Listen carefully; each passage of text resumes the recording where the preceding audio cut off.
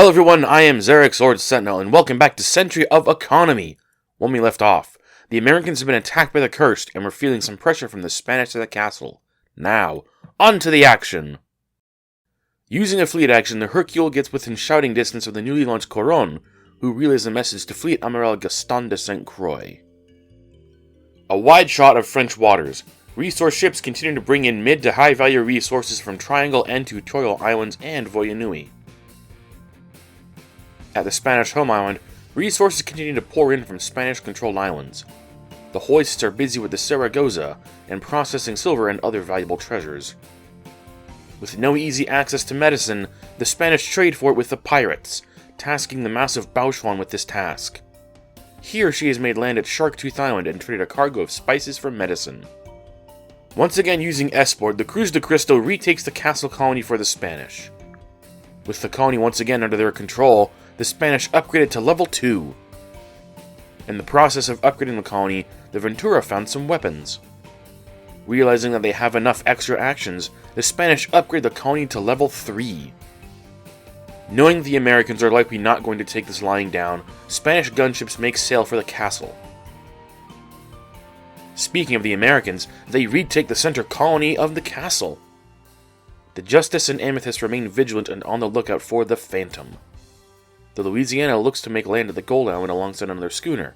In the background, the Americans have recaptured the Gnat and now escort the ship with more serious firepower. From the north looking south, a line of American gunships sails west, preparing in case the Cursed come at them in force. Silver coins are moved from ship to ship by American hoists. A wide shot of American waters, from the east looking west. They dominate much of the northern ocean and have been launching a ship every turn since they had gold to spend. Speaking of launching, the Americans put the Springfield into the water at their level 5 colony with a captain, helmsman, and oarsman. A trio of brave Englishmen sailed to the far side of Poseidon's Isle under the watchful gaze of the sea dragon Smaug. English gold efforts remain focused on the Hidden Cove Island and the resource it provides. Unfortunately, the resource it produces is not currently valuable. With many setbacks and logistics issues, the pirates have finally upgraded their colony to level 4. In the shadow of the Bauchuan, the pirates load food from Sharktooth Island.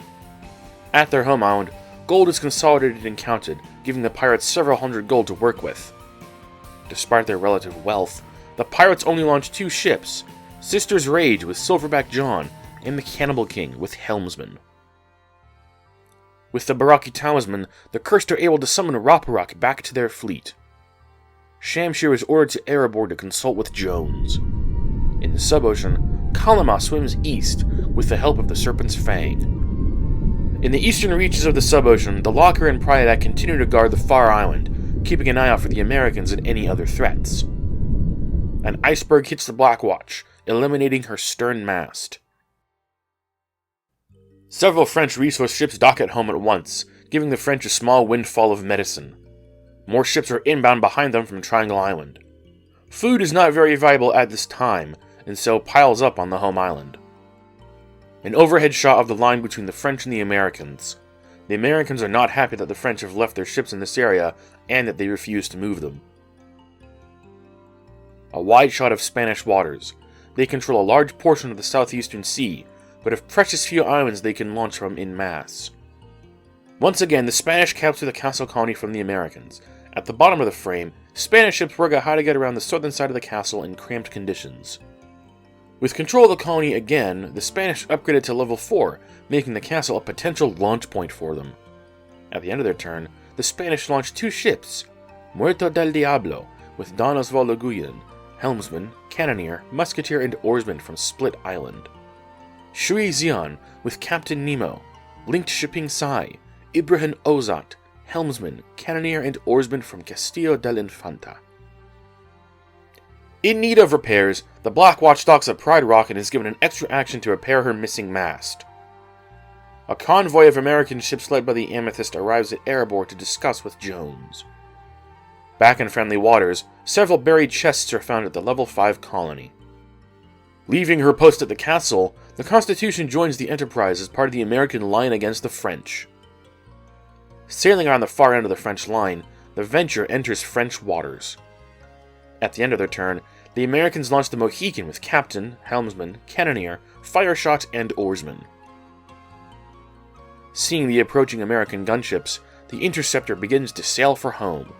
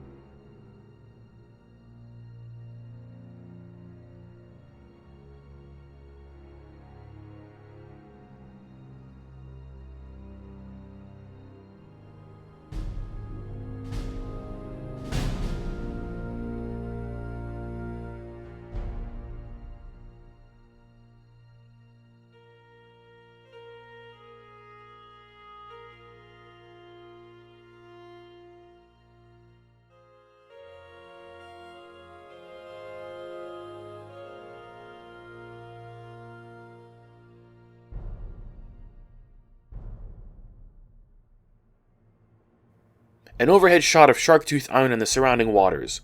The pirates are gathering the food the island produces while the Spanish are using the Bauchuan to trade for medicine at the trading port.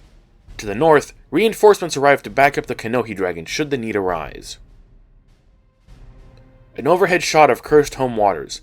The Cyclone has gotten stuck in a Sargasso, while various sea monsters flock to the Revenant to unload their cargo from the sub-ocean. In the upper left, Jones, Shamshire, and the Americans begin to discuss terms. For laughs, Morgul returns to the castle and lands in the middle section. An iceberg hits the Galleon de Gibraltar, eliminating her bow mast. French waters. Resource ships come and go as the pile of medicine on the home island grows. At the head of the French line, ships begin to move and turn about to make sail for Triangle Island. With much anticipation, the Spanish upgrade the castle colony to level 5.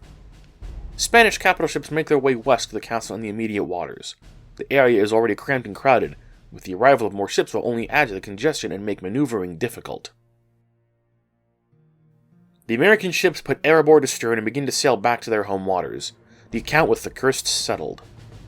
Returning from the sub-ocean, the Ulysses and Lamon are laden with treasures. At the end of their turn, the Americans launch the Saratoga with captain, helmsman, cannoneer, grapeshot, and oarsman. The Interceptor docks home and delivers the unsettling news to the English Admiralty.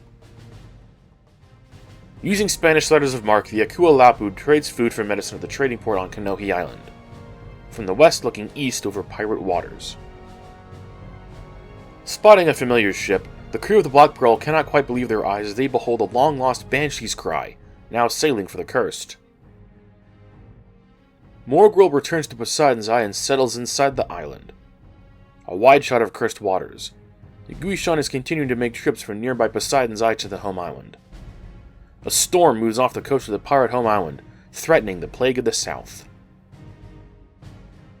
From the east looking west over French home waters, resource ships have docked at home unloading their cargoes. In the distance, the Triumph and L'Opposition greet the venture. French gunships struggle to move and get out of the way of one another. The bombardiers are especially unwieldy in these close quarters. They may not have access to medicine, but the Spanish do have access to lumber and have been gathering it in large quantity. As the French ships move out of the way, Spanish ships take their place at the northeastern corner of the castle. More weapons are found at the castle by the Mesquite and San Jose. They will likely be given to ships with an emphasis on boarding combat, such as the Muerte del Diablo or Cruz de Cristo. Even though it was slow and clunky, Spanish ships are now present on the western side of the castle. At the end of their turn, the Spanish launched several ships at the Pathway Island, Lagoon, and Castillo del Infanta. El Primer Caballero, with captain, helmsman, Castro's loyalists, Inquisitor, cannoneer, and oarsman. La Resistencia, with captain, helmsman, cannoneer, musketeer, and oarsman. El Protector de España, with captain, helmsman, cannoneer, musketeer, and oarsman. Castigue, with captain, helmsman, cannoneer, and oarsman. El Rosal, with captain, helmsman, cannoneer, musketeer, and oarsman. La Ebro, with captain, helmsman, cannoneer, musketeer, and oarsman. La Voz de Dios, with captain, helmsman, cannoneer, musketeer, Gonzalo Mora, and oarsman. Trinity, with captain, helmsman, Almirante Davante del Nero, Fernando Sanchez, and oarsman. La Fuega, with Duke Alfonso de Castilla, helmsman, cannoneer, gunner, and oarsman. And La Calavera del Diablo, with captain, helmsman, cannoneer, and oarsman. All told, the Spanish spent several hundred gold on their launch, bringing them under the 3K gold mark. Fed up with the sea ice, the Cheyenne eliminates another iceberg from play. A wide shot of the middle of American waters, looking south. Their level 5 colony continues to produce gold and yield buried chests aplenty. To the west, some of the various capital ships begin to make sail for the east. The Venture was only leading the way. Behind her follow first the Enterprise, then the Constitution, and USS Vermont, seeking to meet with the Spanish and French admirals. At the end of their turn, the Americans launched the Swamp Fox, with captain, helmsman, and oarsman from their level 5 colony.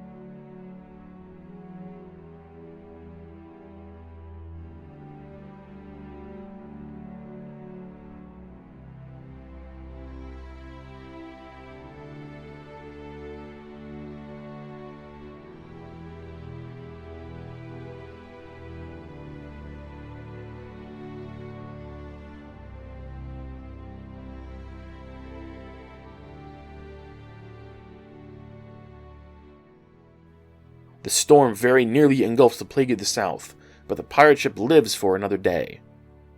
Deciding that trade goes both ways, the pirates have sent more ships toward Kanohi Island. Gold piles up on the cursed home island, making it difficult for ships to dock there. Suro has made contact with the Revenant to transfer coins gathered from the sub-ocean. Fully repaired, the Phantom charts a southern course to follow the Englishman. The Skinflare sees the Amethyst off, and witnesses her rejoin a large squadron of gunships, who were ready and waiting. In the sub-ocean, several cursed monsters emerge from the whirlpool and are greeted by the Serpent's Fang. At the end of their turn, the cursed spawn Shalbala at Poseidon's Eye, transforming the island into a haven for the dragons.